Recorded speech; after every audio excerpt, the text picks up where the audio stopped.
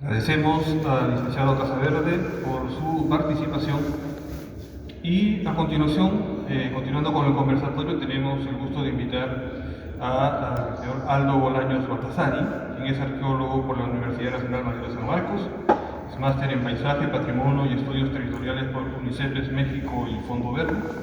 Ha participado y dirigido varios proyectos de investigación y de conservación arqueológica en la costa, en la tierra y la selva peruana.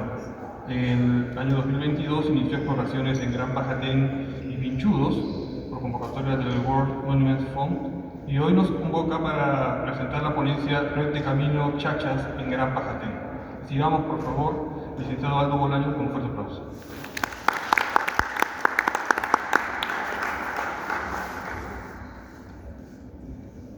Bueno, gracias por la invitación y gracias por haber venido a escuchar esta charlita. Bueno, el proyecto de investigación y conservación arqueológica Arca Montecristo se ha venido desarrollando desde el año 2022, en que hicimos una primera evaluación de la ruta hacia Gran Pajatén. Voy a presentar ahora los resultados de lo que para el proyecto constituía el componente de registro del camino. El proyecto tiene tres componentes básicos.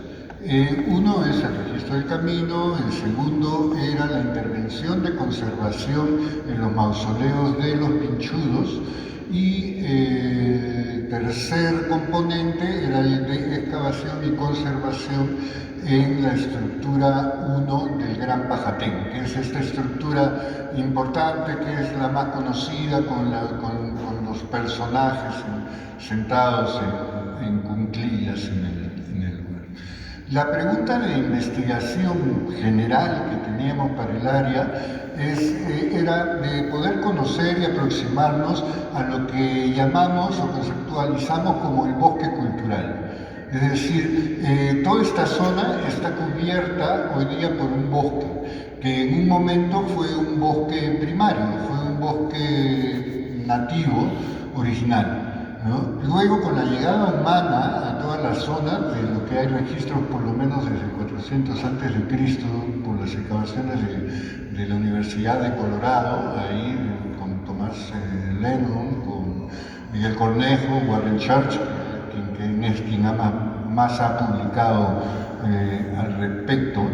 Y este bosque, digamos, primario, con la presencia humana, fue cambiando. Hubieron lugares donde este bosque fue desbrozado, posiblemente pequeños lugares donde hacían una agricultura muy sencilla, ¿no? Los asentamientos fueron creciendo, desbrozándose más el bosque, creciendo posiblemente algunas zonas de cultivo y utilizándose también posiblemente los recursos locales, ¿no? Como las plantas medicinales o plantas alucinógenas, ¿no? del distinto tipo que se conoce normalmente su uso en las zonas amazónicas. Entonces, este bosque primario se ve transformado por la presencia humana, que hacia los fines del siglo XVI se abandona por la presencia, por la llegada de los conquistadores europeos a la zona, y el bosque nativo entra de nuevo al lugar. Sin embargo, el bosque que entra ya tiene transformaciones hechas por el hombre. Por ejemplo, hemos encontrado a lo largo del camino un conjunto de concentraciones de bambú, por ejemplo, muy útiles para construir cercos, para construcciones, para temas en madera, concentraciones a lo largo del camino de quina, de la planta esta famosa también medicinal, y también hemos encontrado una ruta de árboles, ¿no? Muy vinculado el camino a los cedros, ¿no? Entonces, digamos, eso se abandona y hoy día que regresamos encontramos esos relictos o esas cicatrices biológicas, culturales, dejadas por el ser humano a lo largo de su presencia. Eso es lo que Jacques Clement, un arquitecto y jardinero francés, le llama el tercer paisaje, ¿no? Es lo que ocurre con la naturaleza en un paisaje abandonado por los seres humanos cuando comienza, ¿no?, nuevamente a reverdecer o a ocupar los espacios que perdió, pero ya siempre con la huella humana transformadora de esos paisajes naturales. Otro tema que nos interesaba de ver dentro de este bosque cultural, que de algún modo lo acabo de mencionar, era cómo las interacciones también han influido en la conformación de este bosque cultural, interacciones que se dan obviamente a lo largo y posibilitadas por los caminos.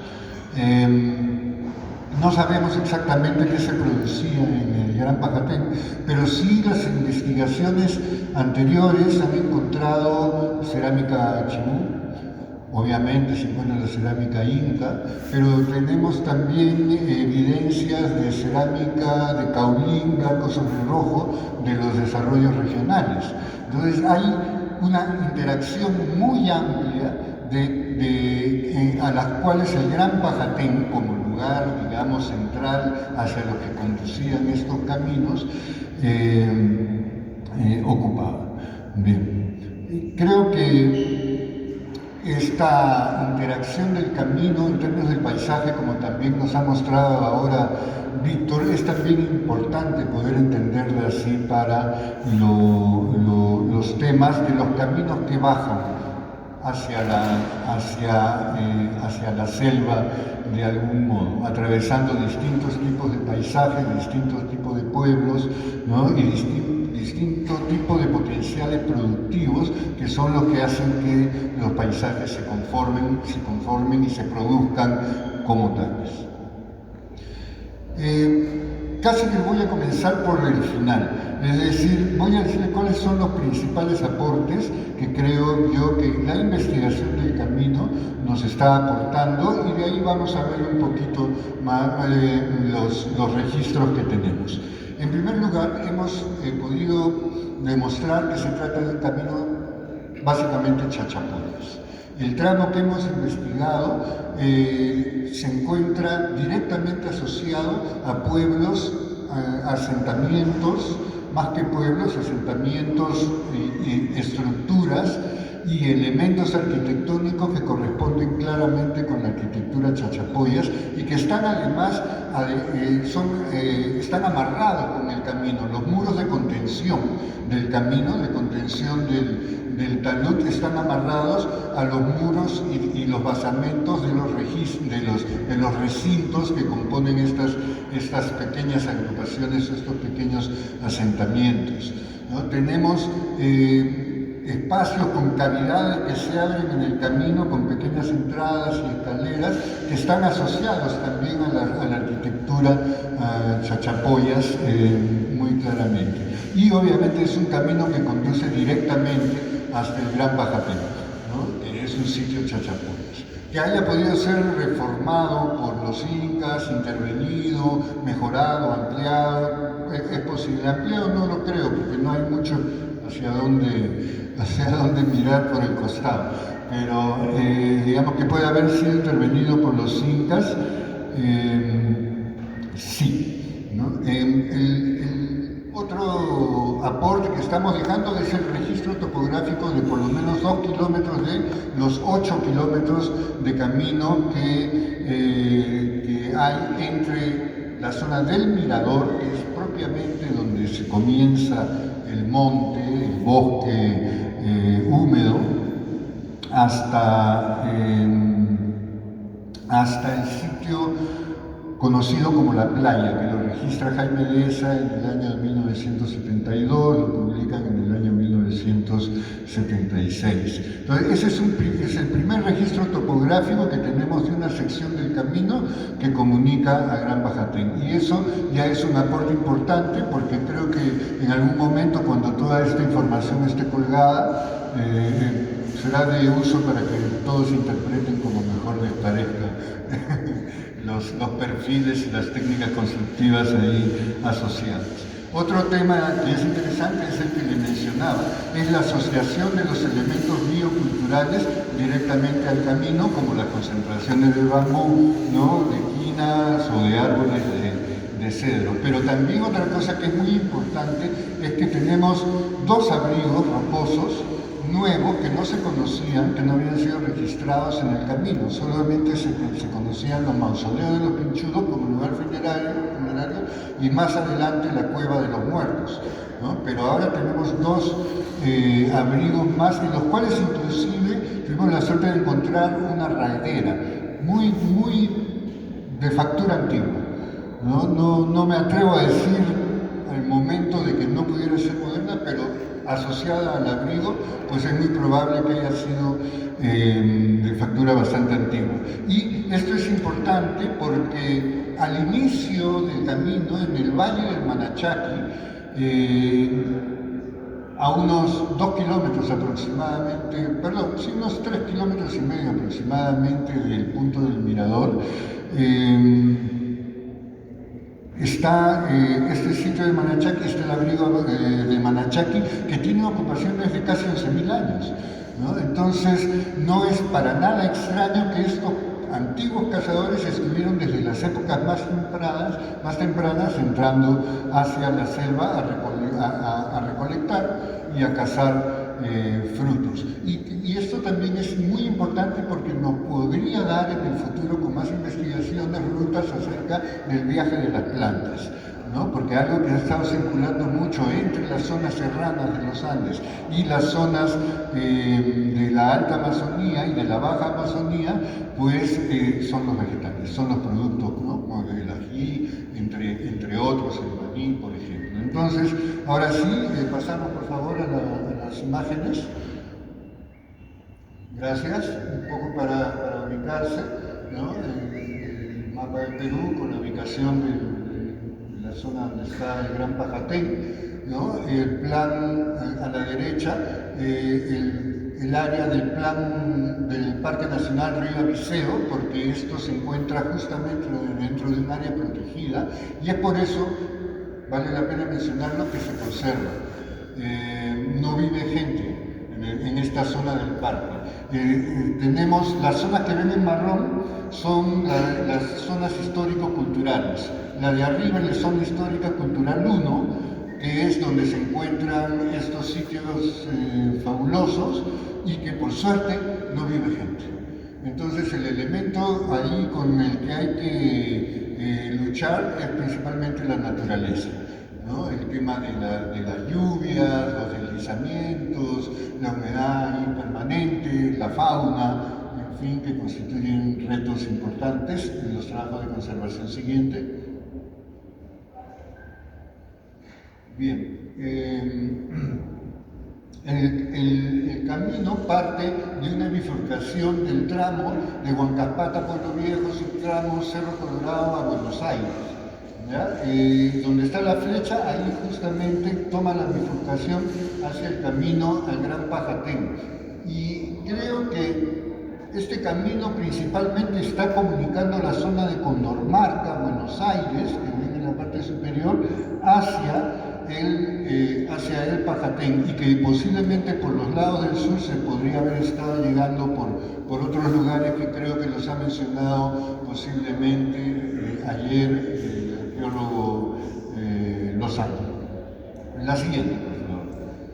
Bien, en el año 2010, en el 2015, el proyecto Capac Ñan hace el primer recorrido por la zona a cargo de José Bernabé Romero, ¿no?, que nos da este primer esquema del camino, desde el desvío, ¿no?, donde está el camino en verde, ¿no es cierto?, en el valle del Chiquimachay, que sube el Alto Manachaki, cueva de Manachaki, ¿no?, Pampa de Cuyes, Paredones, más arriba, Paredones, Puerta del Monte, Mirador y La Playa, ¿no?, y sigue hasta Pajatén. Lo interesante es que todo el camino construido en el verde oscuro hasta el punto de Puerta del Monte. Luego todo fue clasificado como camino proyectado. trocha o camino determinado dentro de la clasificación, ¿no?, del proyecto Capañán. Entonces lo que sabemos ahora es que por lo menos entre el mirador y la playa tenemos segmentos construidos del camino que nos indican también las tecnologías utilizadas ahí. Entre la playa y Pajatén lo hemos caminado muchas veces, pero no lo hemos registrado. Sin embargo, en alguna publicación pronta que estamos por hacer, vamos a poner estos pequeños segmentos de camino construido, ¿no?, que llegan hasta Pajatén. Entre la playa y Pajatén, el camino transcurre a una altura promedio de 2.600 metros sobre el nivel del mar, ¿no?, subiendo un poco o bajando un poco. Siguiente, por favor.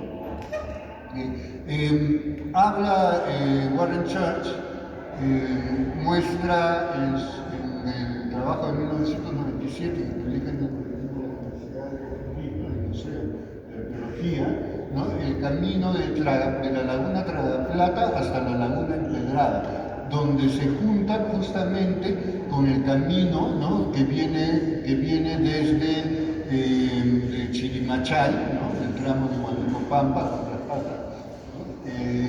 y se juntan en ese lugar del camino para ingresar hacia el Gran Pajatén. Es decir, por distintos lugares de la Puna y del Páramo están llegando caminos para juntarse a este camino que va hacia el Gran Pajatén.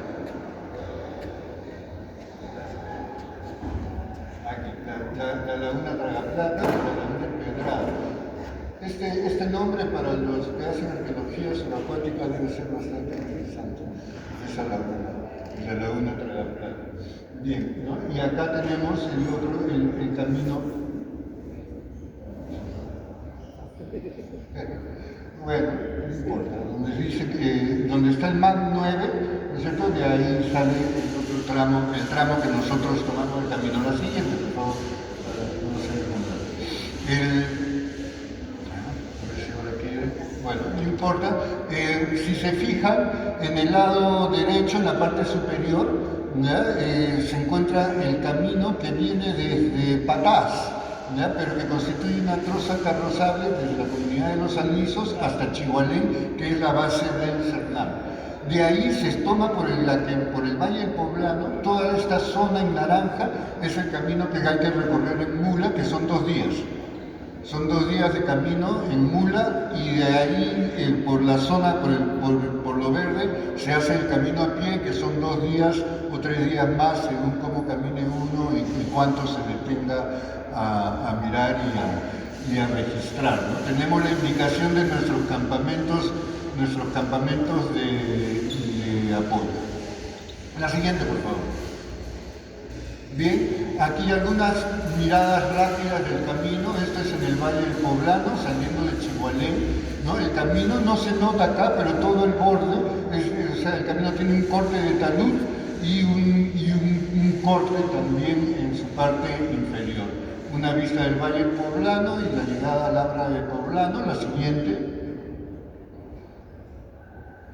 Bien, cuando se llega al Abra del Poblano, se nos abre todo el valle de Chirimachay, de la Plap y Chirimachay. Y a la altura de donde está la laguna, que es la laguna celeste, es el valle de la Plap, y más adelante es el valle de Chirimachay. Toda esta zona está llena de abrigos rocosos y posiblemente con ocupaciones tempranas, algunas ya registradas por el proyecto de la Universidad de Colorado, ¿no? En la foto de la derecha podemos ver el camino, cómo sigue por el borde de la ladera, la parte alta, porque toda la zona baja, la parte de abajo, es una zona de bofedal, ¿no?, como se puede ver en las fotos. Hasta que se llega, en la foto abajo a la derecha, al desvío que sube por las laderas del lado derecho, sube hasta lo que se llama el Alto Manachaki, para dar la vuelta por el Valle de Manachaki. Siguiente. Bien, acá estamos, esta es la bajada por el Valle de Manachaki. En la foto de la derecha podemos ver el camino, cómo transcurre con las mulas hay que agarrarse fuerte. Y toda esta zona es la parte, digamos, propiamente de la puna, ¿no? A partir de aquí, de Manachaki, pasamos a un paisaje de páramo, con cortaderas, puro barro, puro lodo, totalmente distinto. La siguiente, por favor. Bien, de Manachaki se sube a la laguna empedrada. Todo el camino está totalmente trabajado, tiene empedrados, escaleras hasta este punto, y donde está la gente, hacia el fondo, la ciudad que no tenga el indicador, está el sitio de Paredones. Siguiente. Bien, aquí se llega a Puerta del Monte y es pues donde comienza, ya entramos a lo que es el bosque húmedo montano, muy húmedo montano. Tenemos estas formaciones verdes que son las que Weber-Bauer en los años 20 llamó el bosque enano, que es un bosque de transición entre la parte propiamente serrana, pues ya la andina de puna y de páramo, con la zona del bosque. Siguiente, por favor. Bien, en el transcurso entre el abrigo de Manachaki y Puerta del Monte hemos registrado 64 puntos de drenaje del camino, que implican toda una infraestructura. No vamos a describir cada uno ni todas las técnicas, porque si no vamos a seguir mucho rato, ¿no? Pero sin embargo sí quería resaltar que esta parte, esto lo hemos hecho como registro del acompañamiento, ¿no?, a la movilización de toda la parte logística por el camino, y a la limpieza que se hizo para poder llegar hasta el punto. La siguiente, por favor. Ahí tenemos uno de los drenajes, ¿no? El ancho del camino aproximadamente de un metro y medio, ¿no? Está cubierto por los taludes, así que podría tener un poco más, pero se encuentran los caminos totalmente deteriorados. Lo vamos a ver más adelante. Siguiente. Bien, en el año 2022, en la primera entrada que hicimos a la zona, comenzamos a observar el camino y nos fuimos dando cuenta que no era una trocha, sino que en realidad se iba tratando de un camino construido, y comenzamos a registrar todos los puntos donde encontrábamos elementos de muro, ¿no? Pedazos de muros grandes o pequeños que correspondían principalmente a muros de contención. Algunos podían pertenecer a las habitaciones o recintos que les mencionaba, pero no lo sabemos, porque en realidad acá todo lo haces mirando entre las ramas, ¿no? Entonces, pero ya eso nos permitió saber y decir la importancia que teníamos de tener que comenzar a iniciar el registro arqueológico del camino. Siguiente, por favor. Gracias.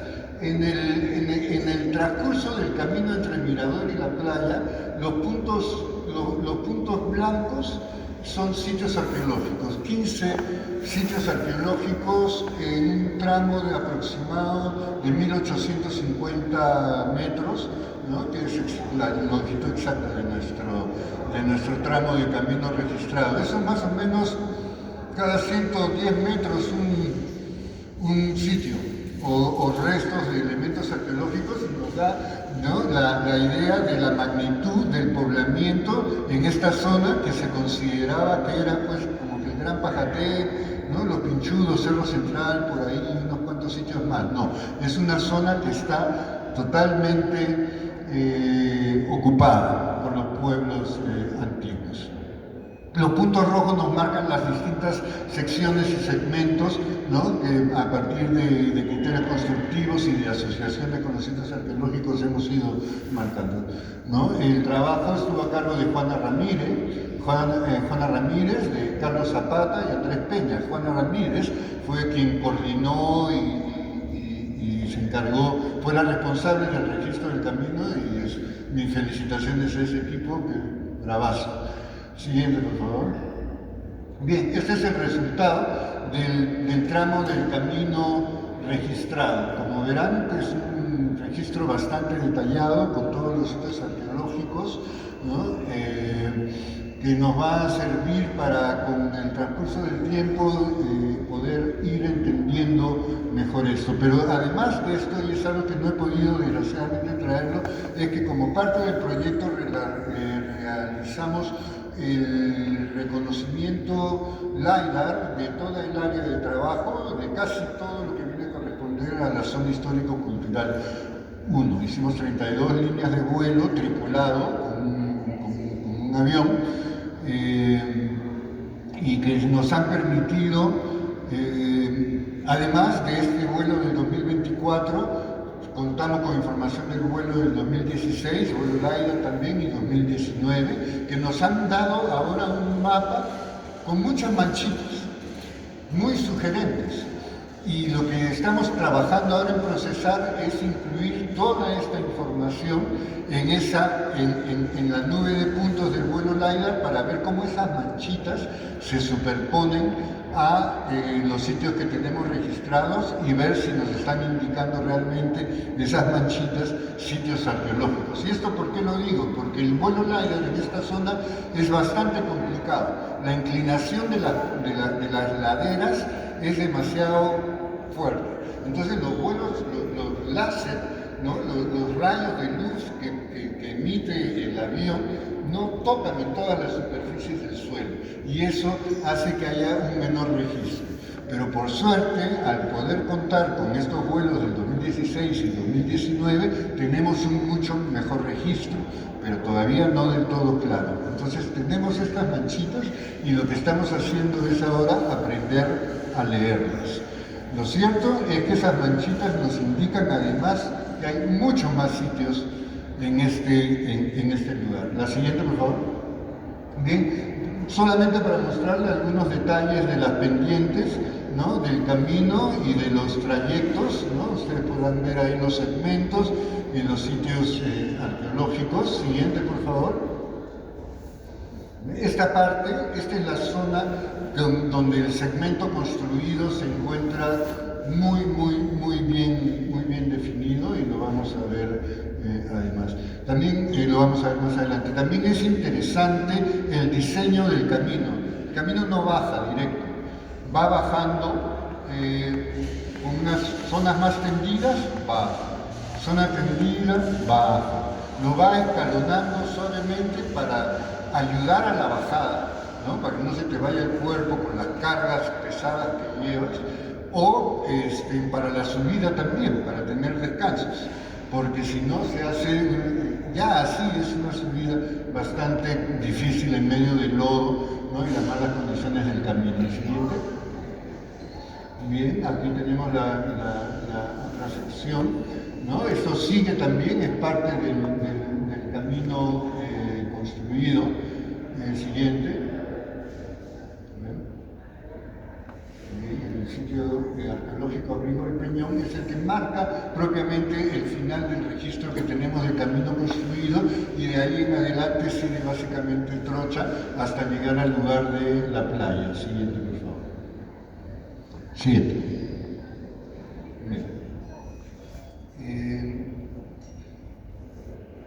Antes de pasar a esto, antes de llegar al sitio de la playa, perdemos el camino y sabemos que no es el camino además porque hay dos grandes sitios arqueológicos que hemos llamado Playa Este y Playa Oeste. El camino los cruza, los rompe a los sitios, o sea, no es el camino original en este último tramo de 300 metros del camino. Pero acá, sí, esta es la parte alta. Fíjense, este es la foto inferior, es el abrigo de la raedera, donde encontramos el instrumento pero sigue por el camino y como ven ustedes también, es bastante tendido.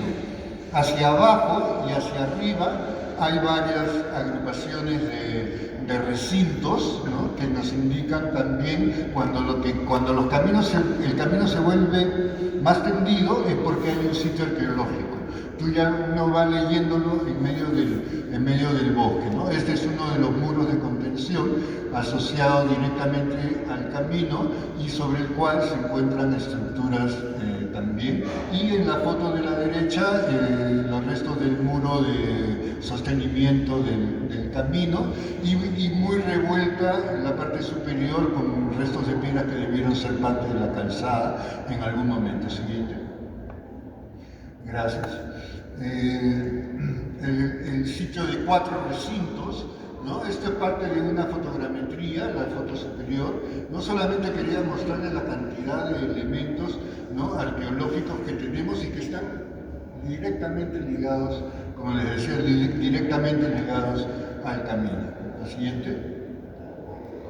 Bien, en esta zona de acá es justo donde está el abrigo del Peñón y comenzamos a transcurrir por una zona de trasvase entre lo que es el río Montecristo, que es el valle principal, y su afluente, el río Colorado. Esa parte es muy interesante porque está conformada por recintos y por espacios semicirculares hechos a partir del movimiento de grandes peñas.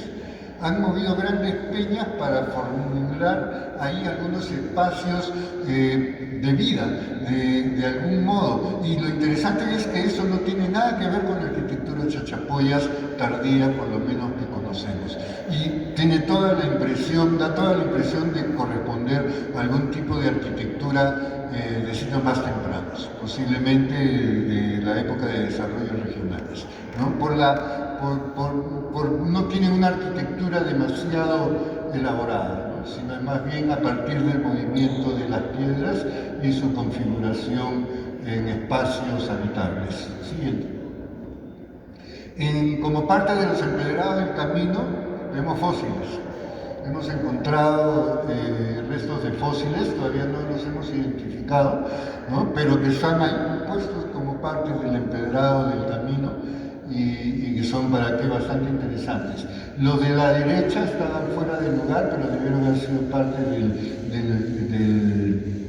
de la calzada, al igual que la que está a la derecha. Siguiente, por favor. En el sitio de la raedera, también en los recintos que están al inferior, en la parte inferior, encontramos piedras grabadas.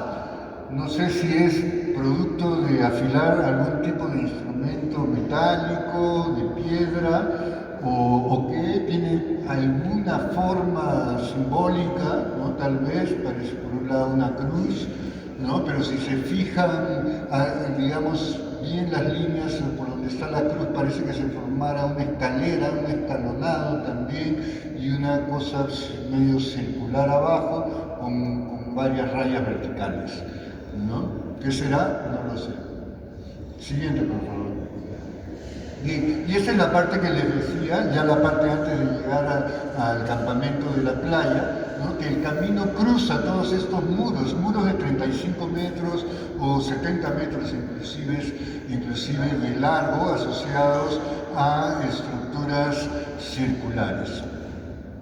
Creo que aquí es importante mencionar algo que decía la gente que nos ayudaba de la comunidad, que un muro de estos de 30 metros ellos lo hacían en un día, ¿no? Y este muro son de ese tipo, ¿no? Son de remover la superficie y con la piedra de campo arman una pirca muy rápida ahí, pero de todos modos con esa misma forma de hacer arquitectura han hecho recintos circulares también muy simples y muy sencillos y que son atravesados por la trocha actual. Siguiente.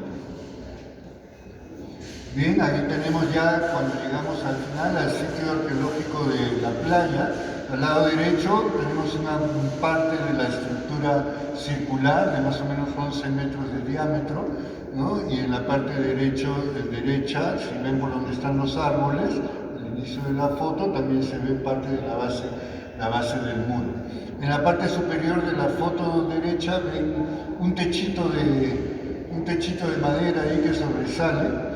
Eso es una caseta del Cernam, ¿no?, que la usaban ellos como lugar de almacenaje y de pernoctar hasta que llegó el oso y la destruyó. Siguiente, por favor. Bien, como resultado del camino, ¿no? Tenemos ahora los cuadros básicos, digamos, con la ubicación de los sitios según cada segmento, ¿no? Y según si son sitio arqueológico o si son estructuras o elementos arqueológicos asociados. Nos falta estudiarlo porque, como les digo, todos estos sitios los tenemos así, vistos entre las ramas, ¿no? Desbrozando un poco la maleza superficial y entrando con el topógrafo a poder topografiar lo que podemos caminar, lo que se puede, pero digamos este trabajo es muy difícil por la presencia del bosque. Poder ver, distinguir, interpretar lo que estás levantando se hace realmente complicado. Siguiente, por favor. Bien, el estado de conservación del camino en todos sus segmentos y secciones, ¿no? Principalmente por los agentes naturales, como les digo, porque no hay gente. La siguiente, por favor. Bien, las secciones según el tipo de camino que hemos podido determinar, camino determinado en la puerta del monte al punto del mirador, igualmente camino en el siguiente segmento, mirador Río Colorado, después ya viene el Río Colorado en Pedrada con las secciones de camino construido y de Peñascal a Río Montecristo y la playa, el camino también determinado, pero tenemos una idea ya también de por dónde va el camino que si se pudiera explorar en el futuro lo podremos encontrar. Siguiente.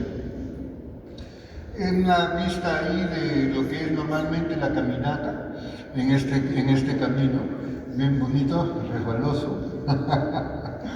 Bastante complicado, y sobre todo lo que es la parte logística, y viene uno de los temas que te da que pensar este tipo de proyectos en zonas ambientalmente tan frágiles, que para poder desarrollar un proyecto de conservación y de arqueología que necesitas el transporte permanente de tus bastimentos para vivir, más todos tus temas de infraestructura, y después por esos mismos caminos sacan los materiales, ¿no? Saca tu cerámica, saca tus cosas finas que puedas haber encontrado y todo eso, ¿no? Y todo esto gracias a la fuerza, al trajín, pues, de los asistentes de la comunidad de Condorbamba, de Los Alisos, de Buenos Aires, de Patás, de todas las zonas por ahí que tienen, pues, caminan por estos lugares como si nada, ¿no? Van ellos llevando, tú haces 4 horas y ellos ya están de regreso, ¿no? Son gente realmente genial a quienes muestro desde acá mi agradecimiento por su labor interesada y sacrificada, ¿no? Así como a todo el resto del equipo. Siguiente, por favor. Bien, Andrés Peña, de espalda, nuestro topógrafo, trabajando en esta sección del camino, tendida, mucho más fácil.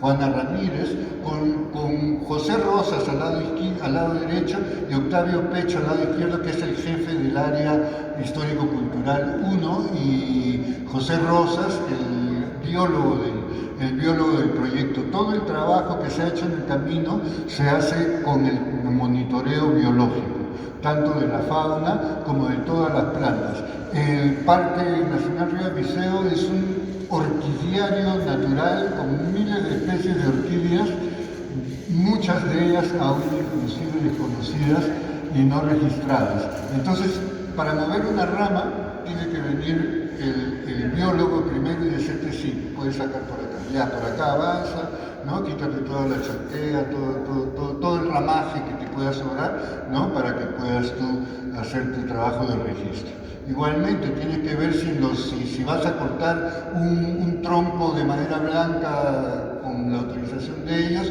tienen que ver además que no haya nidos de algún tipo de ave, ¿no? Que pueda ser única, o que no lo sea, pero igualmente tienes que sacar el nido, transportarlo, ponerlo en otro lugar, ¿no? Y todo esto además porque para llegar hasta la zona, hasta la playa donde hemos llegado, tienes que limpiar el camino, si no, no hay modo de llegar. No hay modo de llegar. Y está en tan mal estado que el traslado de la gente y de los investigadores pone también en conflicto al camino. Entonces, entras en un círculo vicioso de qué conservo. Que dices, dejo que se caiga la estructura para no arreglar el camino, no, tengo que arreglar el camino, pero claro, arreglar el camino para hasta llegar allá me va a tomar 10 años. Entonces, mientras tanto, todo lo demás ya se cayó. Entonces, tienes que ir tomando decisiones de cómo poder manejarte en este ambiente tan difícil. Siguiente, por favor. Las condiciones de trabajo cuando recién llegamos en el 2023, que no teníamos el campamento armado y que después por suerte mejoraron, ¿no? Tenemos a Carlos Zapata en el extremo izquierdo, en el extremo derecho a Eric Nordecilla, Carlos Zapata, arqueólogo trujillano, Eric encargado de la parte botánica, con el gorrito a rayas, Andrés Peña el topógrafo y Juana Rodríguez. Siguiente, por favor. Listo. Eso es. Gracias.